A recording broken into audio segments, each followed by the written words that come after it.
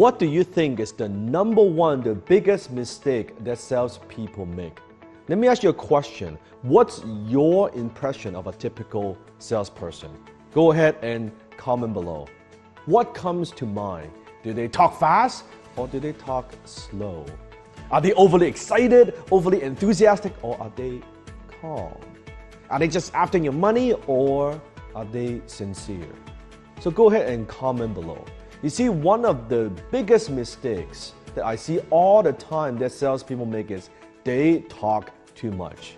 I remember one time I was teaching my high ticket closer class and I had two of my students during the class and I say, okay, why don't you role play with each other? One will be a closer and one will be a prospect.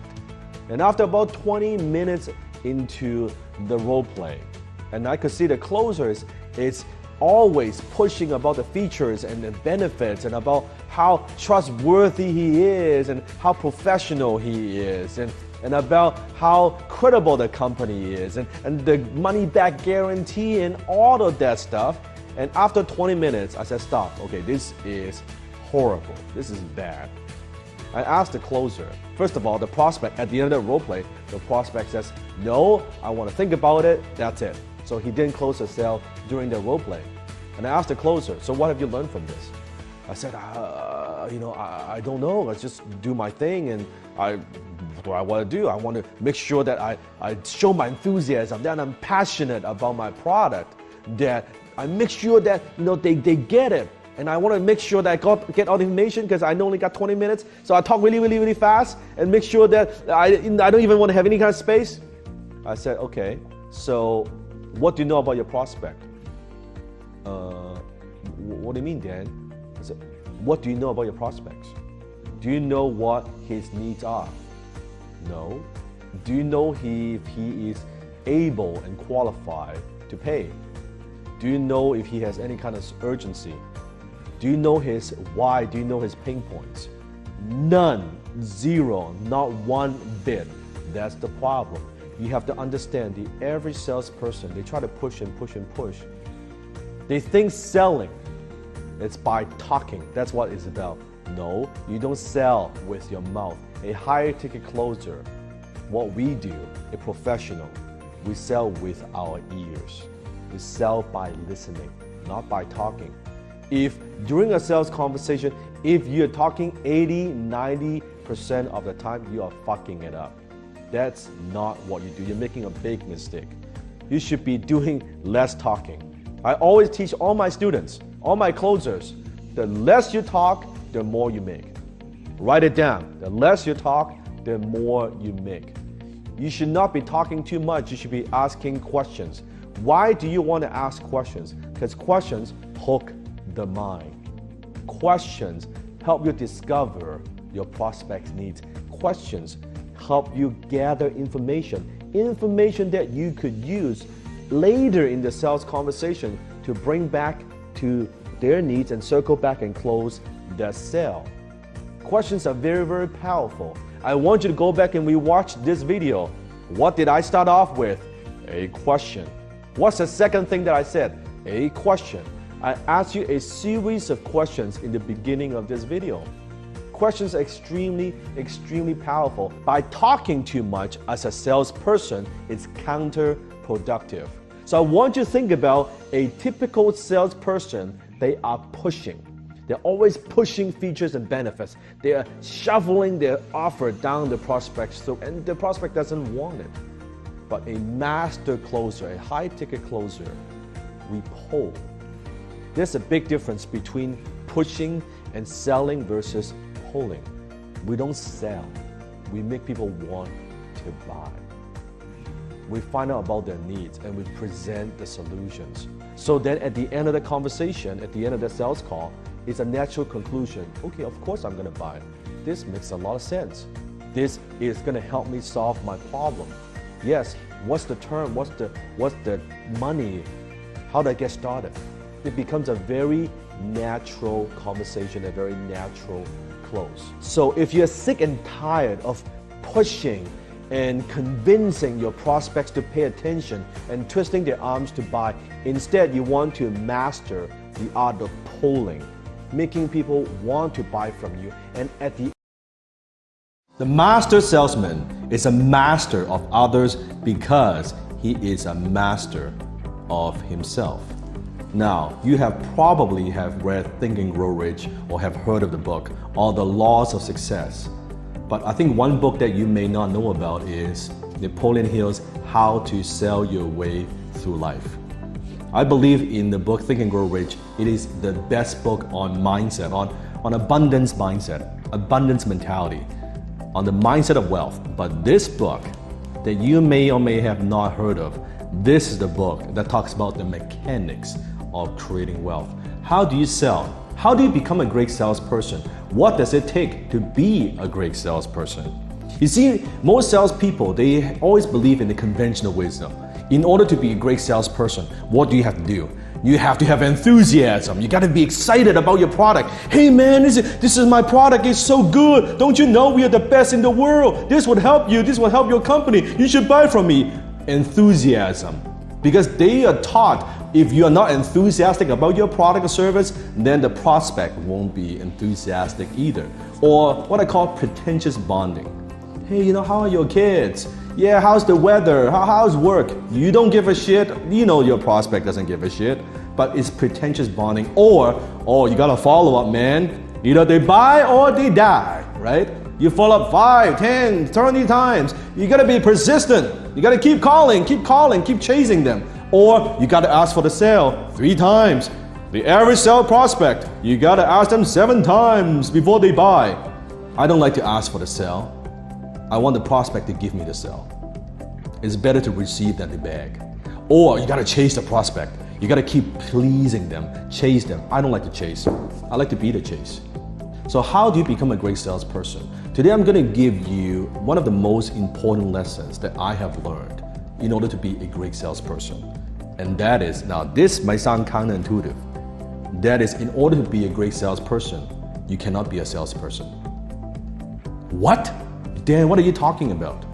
I want you to think about in a society, when I say the word sales, what comes to mind? When I say the word salesperson, what comes to mind? Comment below. No filter, don't think about it, just comment below. Sales or salesperson, what comes to mind? Snake oil, pushy, aggressive, used car salesman, manipulation, right? Just do it for the money, wants your commission, all that stuff, right? Imagine if you have kids. Imagine if you are a parent, mom and dad. Your kid goes home and walks up to you and say, hey, dad, daddy, mommy, when I grow up, I want to be a doctor. And you're like, oh my God, son, I'm so proud of you. I raised you well, it's good. You'll be a doctor, right? Imagine a different scenario. Your kid comes home and says to you, mommy and daddy, when I grow up, I want to be a salesman. And you're like, oh my God, what did I do? This is how I raised you? Oh, I fail as a parent. What did I do, right?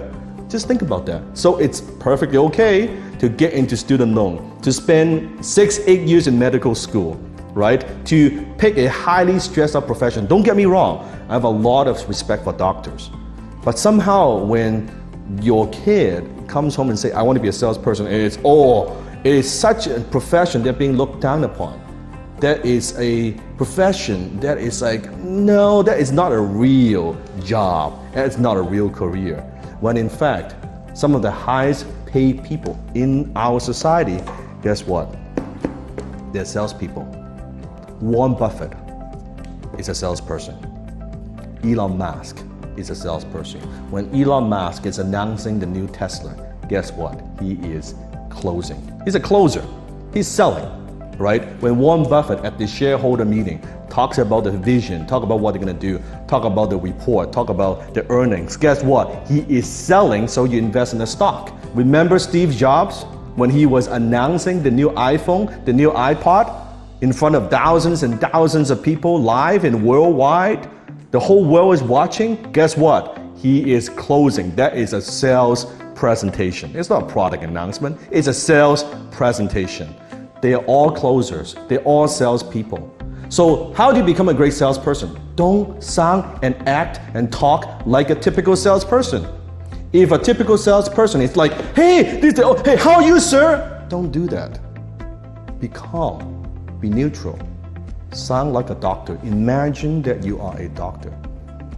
Can you imagine you go to a doctor and your doctor says to you, how are you? So glad you could come in. How are you feeling? You have a fever? Hey, no worry, man. You know what? I can do a prescription. In fact, this prescription, you buy one, you get one free, man. It's so good. You want me to follow up with you? If you see a doctor and the doctor sounds like that, what do? You fucking run. There's something wrong with this guy, right? Be the doctor. Calm, neutral. Don't chase, be the chase. Be a problem solver. Ask questions. Discover their needs. Be a professional. Tell me a little bit about your situation. Tell me about your business. Let's bottom line this. Tell me how you and I can do business today. What were you hoping to get from me today? See, that's a professional. That's how you should behave and talk. Your tonality. You speak with conviction and authority, yet you're not attached to the sale. It's okay if you don't get the sale. See, when you're not desperate, now the prospect, they open up to you. Now they want to hear, okay, this person wants to help me, not just going after the money or that commission check or that quick buck. That this person is a professional, that you are a professional.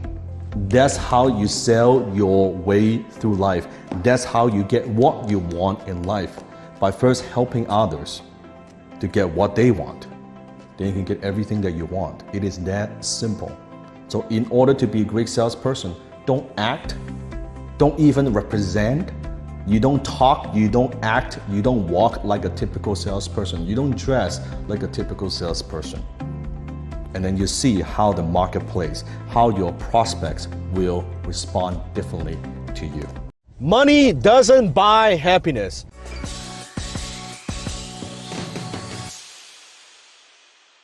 I saw this post on Instagram. I'm gonna read it to you. As you get older, you'll realize that a $300 watch and a $30 watch both tell the same time. A Michael Kors wallet and a Forever 21 wallet hold the same amount of money. A $100,000 house and a $300,000 home holds the same loneliness. A Bentley will also drive you as far as a Ford. True happiness is not found in materialistic things. It comes from the love and laughter found with each other. Stay humble. The holes dug for us in the ground are all the same size. This is bull. Money doesn't buy happiness and poverty does. Does poverty bring you happiness? It's exactly this kind of bullshit that's been spreading around on the internet, on social media. This is how broke people rationalize their failures. It's very interesting. You see how people look at money, how people look at wealth, right? Oh, if you are rich, you must be miserable. You must not be happy. You know, I would rather be healthy than rich. I would rather be happy than rich. It is such a stupid thinking. It's a stupid thought.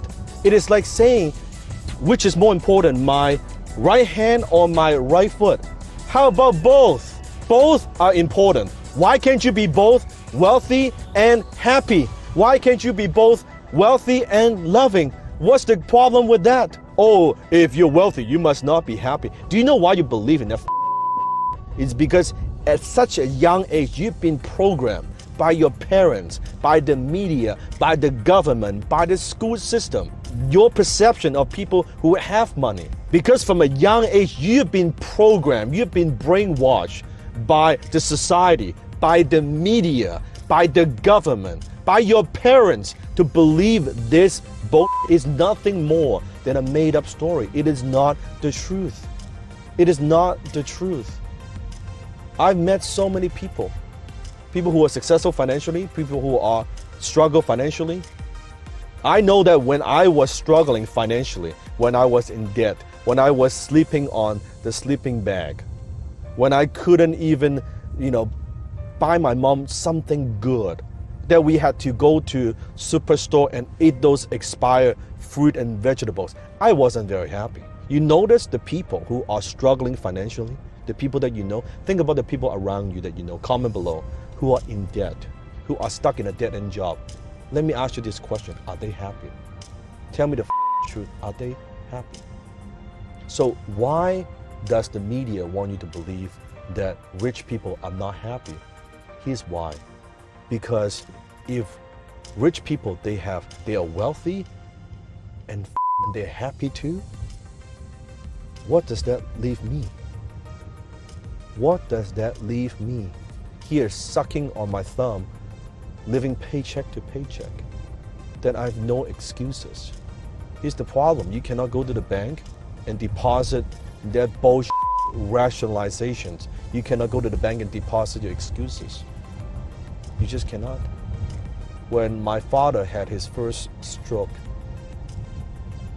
and I was so broke at the time, I couldn't even afford to purchase a plane ticket. He was in the hospital to fly back to Hong Kong and see him. I was not happy. I was miserable. I couldn't even do that. I cannot call up the airline and say, I got no money, but I have love. Can I use some love to buy the tickets to go see my dad? He just had a stroke. The answer is no. So, money doesn't buy you happiness. Money is not supposed to buy you happiness. Money is supposed to do three things and three things only. Number one, money is supposed to give you comfort, to make life a little bit easier, to make things just a little bit smoother. Number two, money can help you extend the goods that you do beyond your physical presence. Just think about if you want to donate to your charity, you want to donate to the foundation, you want to help the people that you love and you care about. Guess what? It takes money to do that. It takes money. The world moves because of money. Unfortunately, you can deny it or you can accept it. That's just a reality of things. Number three, money could make the problems go away. Problems that make you unhappy. That's the purpose of money. That's it. So money is an amplifier. If you're a jerk, more money will make you a bigger jerk. If you're kind and caring, money will make you kinder and more caring. It is that simple. One of the most common questions I get from YouTube that, Dan, how do I start with no money? How do I get started when I am in high school? How do I get started when I'm in my 20s? Or what should I do? I've limited resources.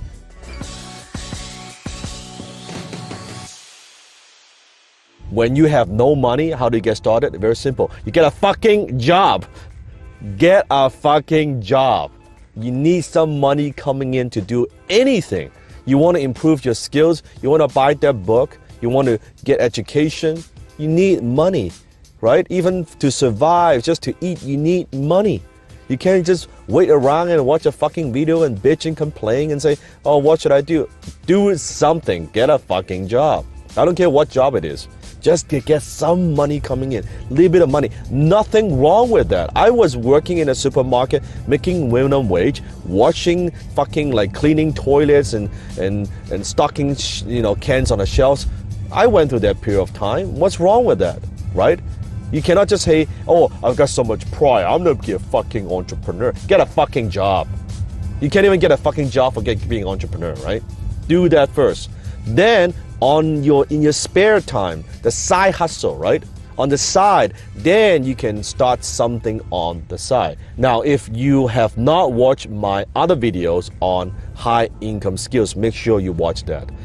In that video, I talk about the importance of high income skill. Now, what is a high income skill? I define a high income skill as a skill that can make you $10,000 or more per month. It is not a business. It is a skill set that you can develop, that you can sell, you can offer to the marketplace in exchange of money. You are still trading hours for dollars, however, you're trading hours for high dollars. And I gave you plenty of examples in that video, so I'm not gonna go into that here. You can go here and watch that. So, in your spare time, you're working your day job, whatever it is that you do. Nighttime, you develop your high income skill. You start earning more money. When your high income skill, let's say hypothetically you're making 2K a month from your job, okay, 2K a month, grand. And in your spare time, you're learning and developing a high income skill, whatever it is, the skill that you choose to develop, then as your high income skills producing and making you more money, it could be 2,000, 3,000, 4,000. Then you can quit your job and now just pursue this full-time. Get it up to the 5, 6, 10, 15K a month. From there, you're making money, you're paying the bills, right? You are eating, it's a good idea to eat, right? You are taking care of your family, you've got a roof over your head, you're making good living, you're a decent living, right? Then from there, if you want to, you can think about if you want to start a business, if what is it, other options that you can pursue, but you need to get to that point first. See, the problem is with you guys watching videos on YouTube, you see all these people talking about entrepreneurship, about business. You want to get to this point overnight, or you want to get to this point without going through these steps. It doesn't fucking work. And this paralyzes you. Because from where you are to where you want to go, like you're making fucking no money, you want to buy a Rolls Royce. Give me a fucking break. Who the fuck are you, right? You need to go from here. Let's get a fucking job. Let's just go from here to here. Get a fucking job. Making 1,000, 2,000 a month. From there, side hustle, right? High income skill. Go to 2,000, 3,000, 4,000, 5,000, 10,000. Get to that 100K a year, 200K a year. Now you are at a different place. From there, you start your business, right? You grow, you market, you sell. Then from there, you scale with your team. You get closer and closer, and then you do investing. Now you invest, you have your money work for you. Don't ask questions at this level when you're at this level. Ask questions at this level and go through this first. The problem is with social media that you don't know how to filter. You don't know how to think independently, and you don't know what is the right advice for you at this given time for you. And that's why you're confused. That's why you're overwhelmed, because everybody's saying different things and you don't know, okay, what's the right thing for me? What is the right thing for you is from here. If this is where you're starting, or if you're here, then take the advice from this and then utilize exactly what I'm teaching you. Go to that next level, and then eventually, if you're fucking good and you're persistent, you'll get to here someday. But you're not gonna get there overnight.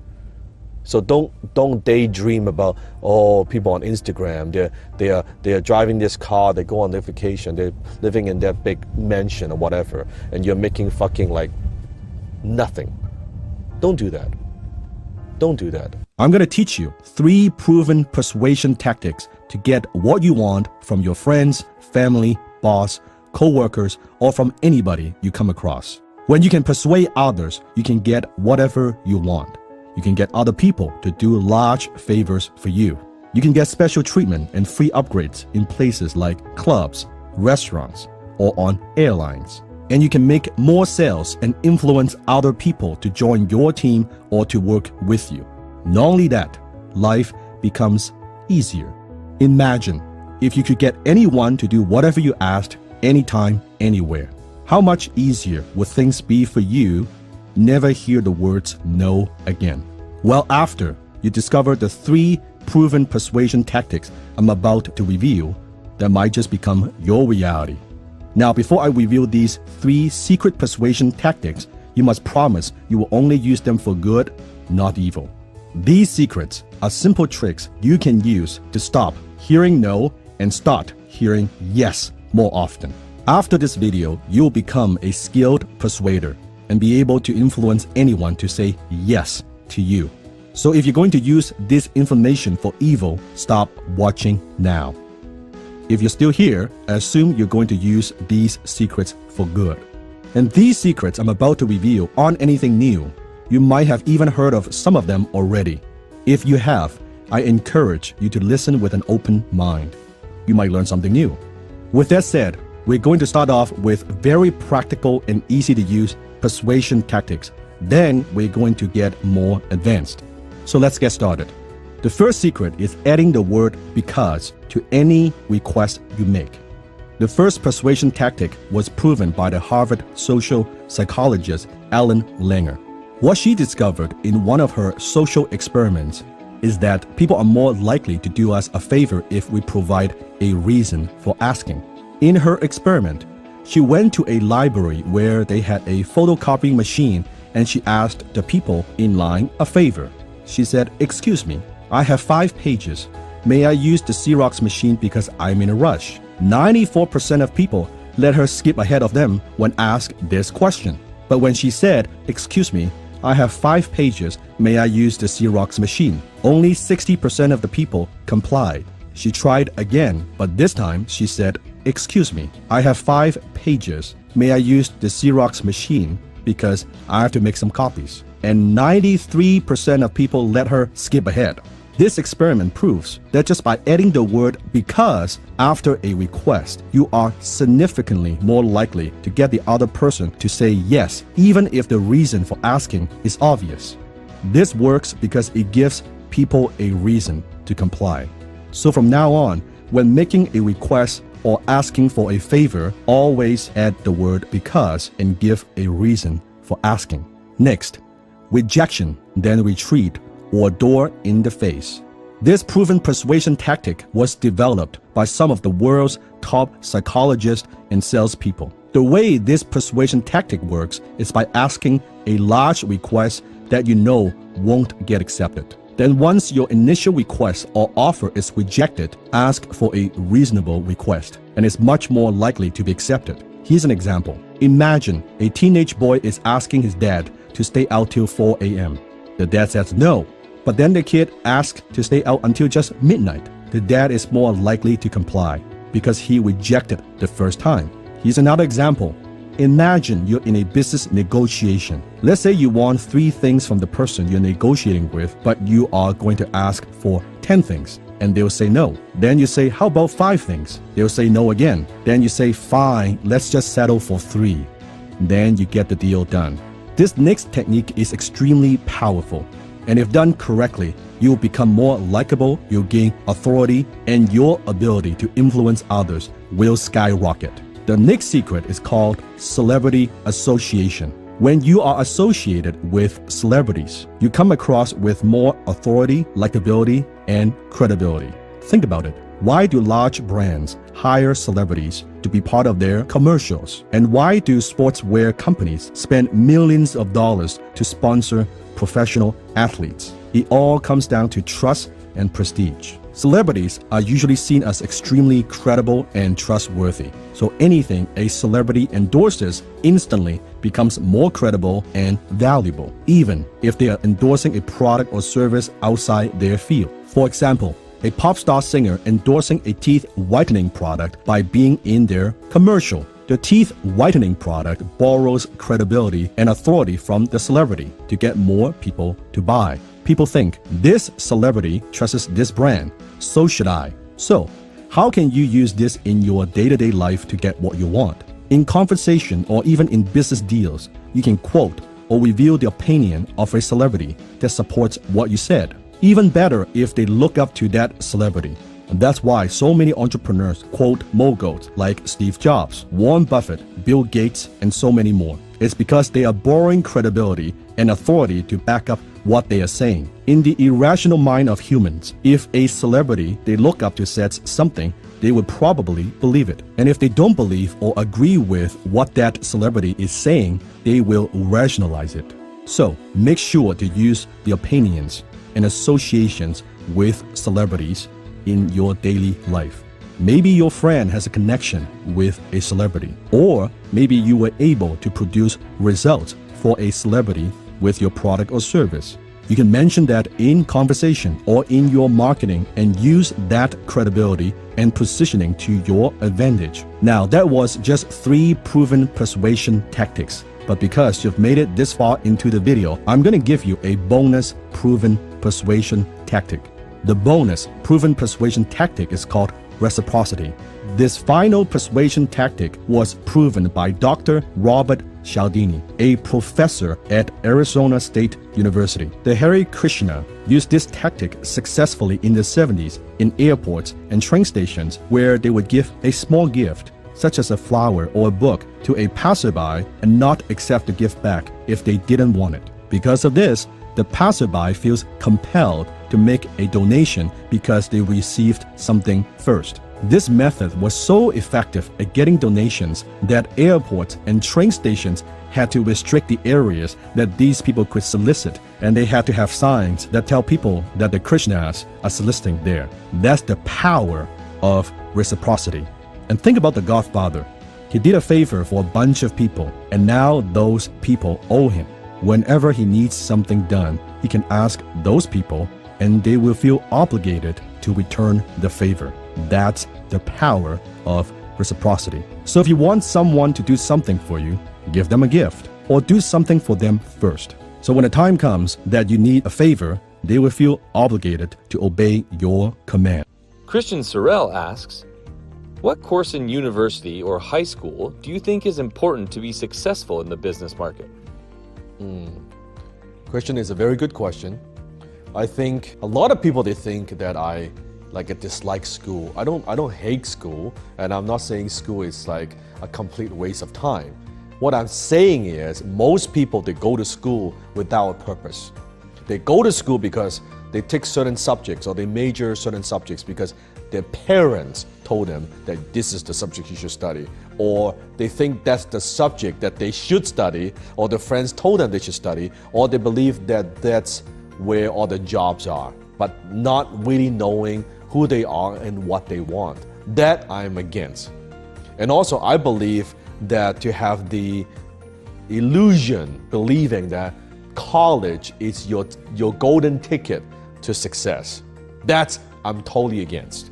Because it is not enough to just nowadays have a college degree. I was just reading the news a couple of days ago on social media that Google, Bank of America, Nordstrom, Apple, they no longer hire. They don't need a degree, right, for you to be their top, employees, right? It's no longer a requirement. Now, why is that? Because that they know now they need talents, they need good people, and just because you have a degree doesn't make you a great employee. It doesn't make you a high performance individual.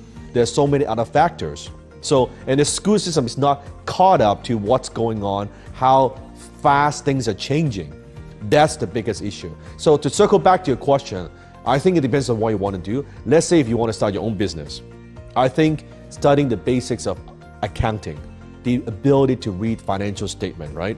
Economy, knowing where certain things, supply and demand, market trend, what's going in on a global scale or national level, those are helpful. Communication classes, that's helpful. I think marketing, even though a lot of marketing textbooks, they're all wrong, but even have a basic understanding of marketing, that's helpful. I think in school, learning how to work on different projects with different classmates and coordinate and teamwork, I think that's helpful. But if you think that degree is going to make you successful, no. It is the knowledge and the skills that you've accumulated through school. Then on top of that, you need to have a plan to develop and continuously to hone your skills, or better yet, develop high income skills that would make you an overall better individual, more competent person. I think that is smart. But thinking that degree is all you need, that after school you don't need to learn anymore, that's an issue. That is the biggest problem, I think, with now graduates, and that's why they cannot get work, they cannot get a job, because the expectation is wrong. If the way you look at this is this, your education starts after you graduate. Your education doesn't stop after you graduate if you want to be successful in life. To buy or not to buy. If you rent, you're making somebody else's rich. You're paying someone else's mortgage. You've heard that growing up. Now, coming from an Asian background, we always were taught as a young age, you want to own your home. You want to have a roof over your head no matter what. Now, I was born in Hong Kong. In Hong Kong, a lot of people's dreams, their entire dreams in life is to own a home. So should you buy or should you rent? Now, I believe it's a stupid debate. Here's why. Because it depends on where you are at in life. It depends on your income and also your goal. It's like asking, well, should I buy a condo or should I buy a house? Well, it depends. Do you like garden? Do you want to have facility? Do you want to go to have a gym? Do you want to work out in the morning? Do you want that condo lifestyle so it's less maintenance? Or you want to have a place, a garden, or something, or you want your kids running in the background? What is it you want? So it's a stupid argument. I understand that buying a home, it is such a major decision. It's probably the most important investment that you'll ever make in your life. So what I want to do today is in this video, today I'm going to give you some principles that will help you to make these decisions wisely and to think about this intelligently. I'm going to share some insights with you that you won't get anywhere else. Question number one, can you really afford it? If you look at a lot of these charts, you see the cost of rent versus the cost of housing, and you can see that if you live in any major cities, you know prices of houses are so expensive. Real estate is expensive. So with your current income, you may not be able to buy at all, and that's okay. Because it might take you years and decades to save up enough money just for the down payment. And then even then, it's always a stretch to make that monthly mortgage payment. Then don't buy, rent. Question number two, is it cheaper to rent than to buy? Take Vancouver, for example. The prices of housing is so expensive. It's actually costs a lot of money to buy a home. The mortgage payment is so high. If that's the case, maybe it's better to rent and then buy later. Now, in real estate investing, let's say as a landlord, I have a piece of property and I'm renting it out. So if my rent that's coming in is not even enough to cover my mortgage payment, that's called a negative cash flow in real estate investing.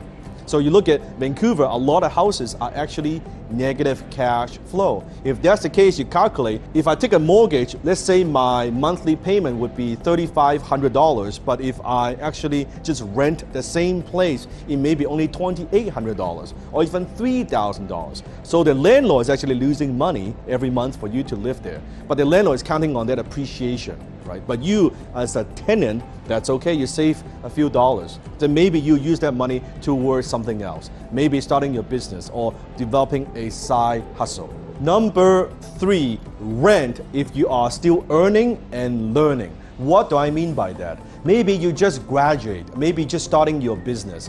You're trying to figure things out. You're trying to figure what is your career, what is your strength, what is the ideal location for you to prosper.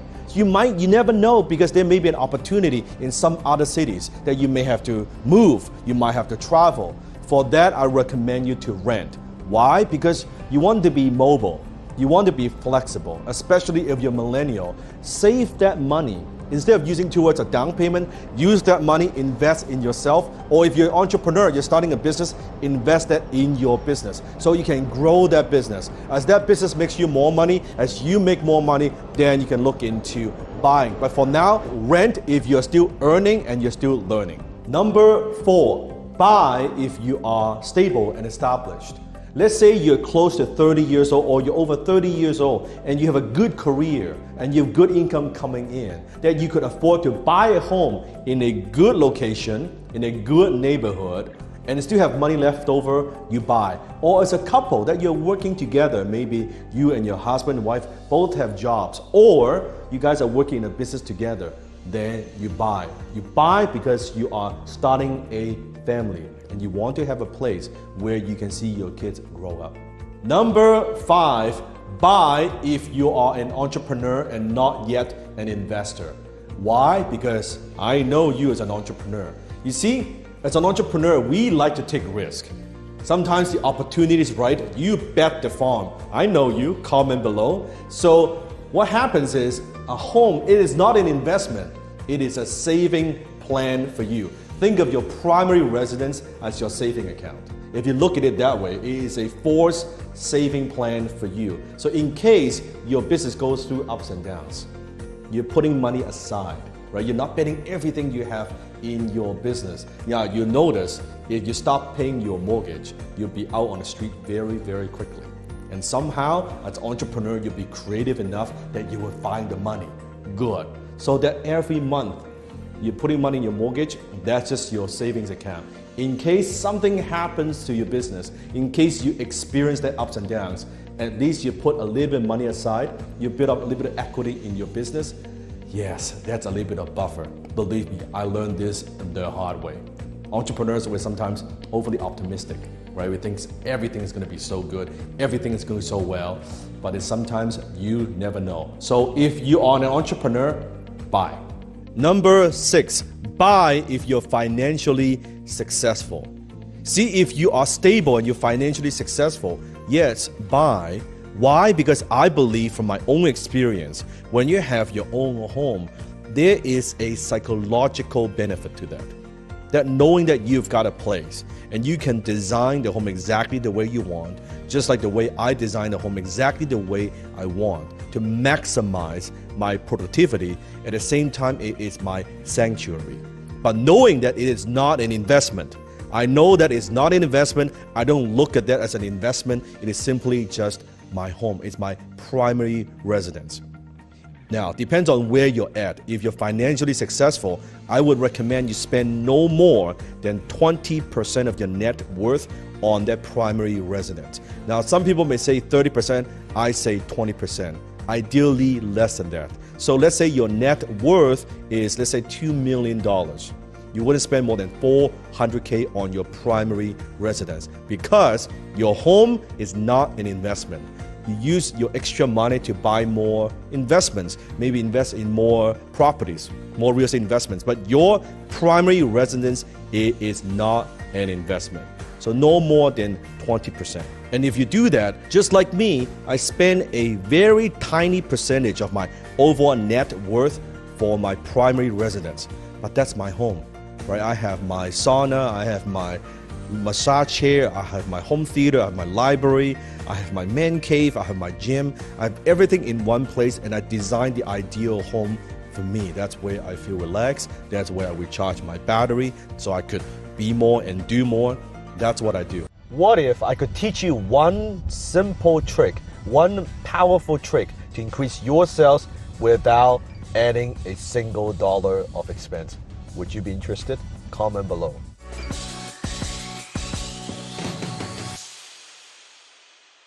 Now, before I teach you this trick, I want to ask you a question.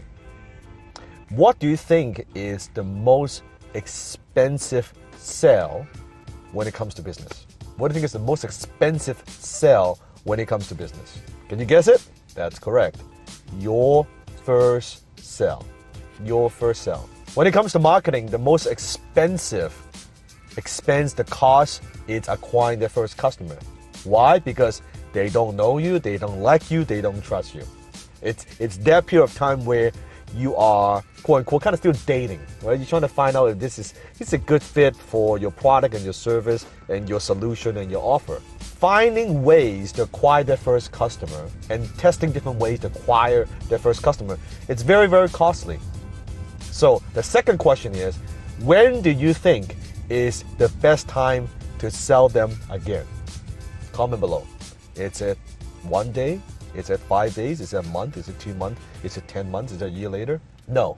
The best time to sell someone, again, is when they have just bought.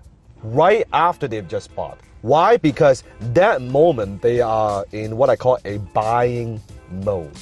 They pull the wallet, they have made a commitment and say, you know what, I want to make this purchase today.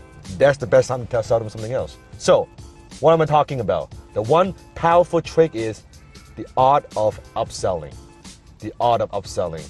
One of the most powerful examples of upsell is McDonald's. Someone, somewhere, sometime came up with the idea.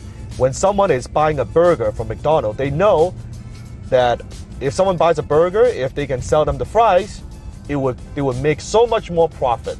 And the fries and the burgers go very well together. And also, fries makes you more thirsty, so you would buy the soda, buy the drink. So they came up with the famous line, would you like fries with that? Would you like fries with that? A simple one-sentence upsell. Now, when you are McDonald's serving people 68 million customers a day in 119 countries with 35,000 franchises, that one little line, would you like fries with that? If only 10% of people go and say yes, and they go for it, that is worth millions and millions and tens of millions of dollars. And because they are already buying a burger, they are already buying that one little simple question, the fries, if you know, the profit margin on those fries are ridiculous, right? Crazy amount of margin. So it generates so much profit for them.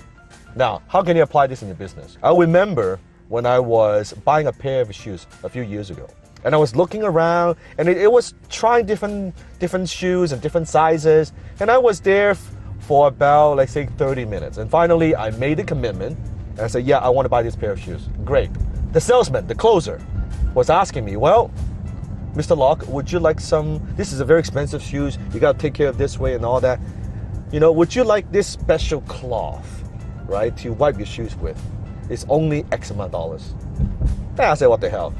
Sure. By the way, would you also like this shoe polish specifically for these leather shoes? And it's this kind of material, and it's, oh, okay, what the hell? Sure. Okay, we'll buy that as well. By the way, you know, what's the occasion for these shoes, for this particular shoes? Well, you know, I'm going to an event. It's very luxury event, and this is what I want to wear. Okay, that's good. You know, what do you usually wear, like, casually? Well, you know, sometimes I wear loafers, sometimes I wear running shoes. Oh, speaking of loafer, I have a pair of loafer that would go very well with this pair of shoes. So before you know it, I walk in there looking to buy a pair of shoes. I walk away with a bunch of accessories, right?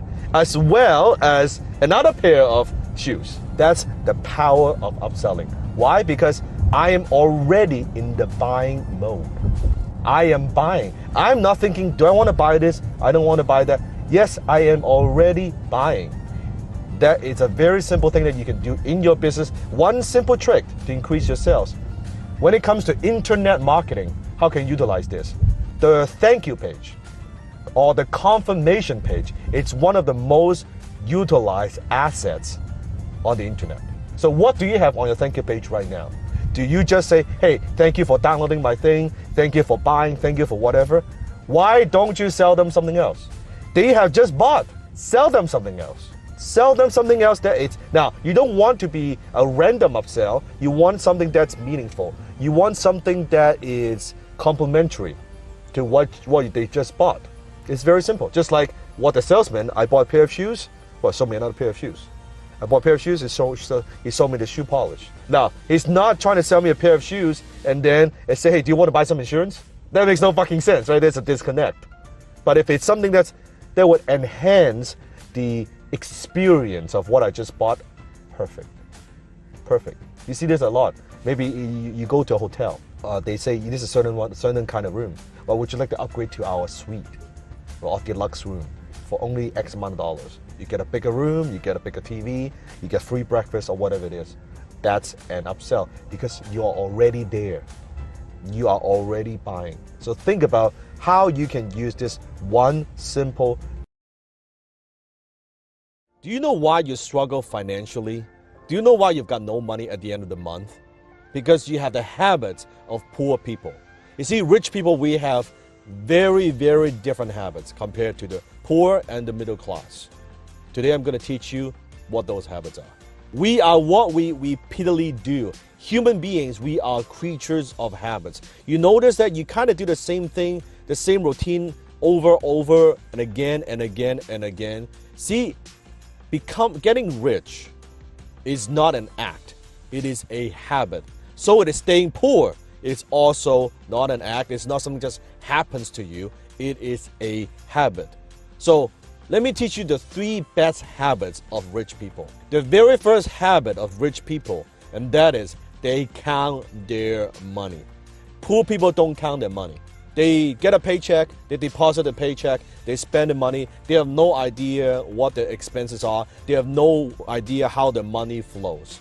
You notice poor people, JOB, they have a job and wait till maybe once a year when they file the tax return, the taxes that are owing, is how much you have to pay. They look at the numbers. They don't even look at the fucking numbers. They just, okay, all right, that's how much I need to pay, file tax return, and that's it. And look at it maybe once a year. Rich people, we don't do that. We look at our numbers regularly. We are financially literate. I'm not a numbers person, don't get me wrong, okay? I'm a concept guy, okay? I'm a big picture thinker. I'm a visionary. But I am very, very careful, and I'm very aware with how my money is flowing. I look at my numbers. I log into my account every single day. I want to look at my cash flow. I want to look at how much cash reserve I have. I sit down with my accountant every single week, look at my financials every single week, looking at my financials across all my companies. How are they doing? Because what gets measured gets improved. So habit number one, rich people, we count our money regularly. How often you count your money? How often you look at your bank account? Not bitching about it, but how often you look at your line of every single line of expense, all your revenue, where that comes from. Is it improving? What do you need to work on? What are those key performance indicators? Are you looking at those numbers? So that's habit number one. Habit number two is they pay themselves first. Now you've heard of this before. Oh yeah, I know, Dan, I've heard of this before. You gotta pay yourself. Do you know actually what that means? Paying yourself doesn't mean buying yourself a fucking car. It doesn't mean taking that vacation. It doesn't mean that, you go blow money on entertainment. Oh yeah, I'm paying money myself. No, that's paying everybody else. When you're buying a car, you're paying the automotive company. When you're buying a house, you are paying the bank. When you are traveling, you are paying the traveling agency. You're paying the hotels. You're paying the flight company, airplane company. Paying yourself meaning that you put your money aside and you invest your money. Now, I'm not talking about being frugal. If you know anything about me, you know my work. I'm not talking about being frugal and being cheap. I'm talking about taking a percentage of your income and putting that aside, pay yourself first, and save it, and then you invest it. That's what I mean by paying yourself. And a lot of people, if you read the book, The Richest Man in Babylon, it talks about that you should save 10% of your money and pay yourself 10%. I'm telling you, nowadays, with what's happening with inflation, with what's happening in the world, every fucking thing is more expensive. If you want to get rich, paying yourself 10% is way, way, way, way not enough. You should, at the very minimum, I don't care where you are, start off with 10%. I don't care if you're making $30,000 a year, you pay yourself 10% of that. 40, 50, 60,000, you pay yourself 10%. And as your income increases, I want you to also increase the ratio. So you should, at first 10%, they should aim to save 15%, 20%, 30%, 40%, to a point where you are making so much more money, and then now you're only spending a small percentage of what you earn. That's your goal. That's called paying yourself. So that's habit number two. Pay yourself first. Habit of rich people number three, and that is rich people are constantly improving their earning ability. Because you might be thinking, Dan, okay, I want to pay myself first, but I'm not making enough money. I'm only making a few thousand a month. I couldn't even afford to pay my bills. How am I going to pay myself first? First of all, you got to have the habit of paying yourself first. If you're not paying yourself first, even a tiny small percentage, when you're making 30, 40, 50, 60, $100,000 a year, I guarantee you when you're making $1 million, $2 million a year, you're not paying yourself. It is a habit that I'm talking about. And in order to do that, in order to be able to, every single year, to be able to pay yourself more and more and more and put into investments, you need to improve your earning ability. You need to find ways how you can add value to the marketplace, how to add more value to the marketplace. So every single year, your income is going up every year. If you've been working in the real world and you have your own business and your income kind of stays flat for the last 2, 3, 5 years, then shame on you. It means you're not learning. It means you're not thinking. It means you're not growing.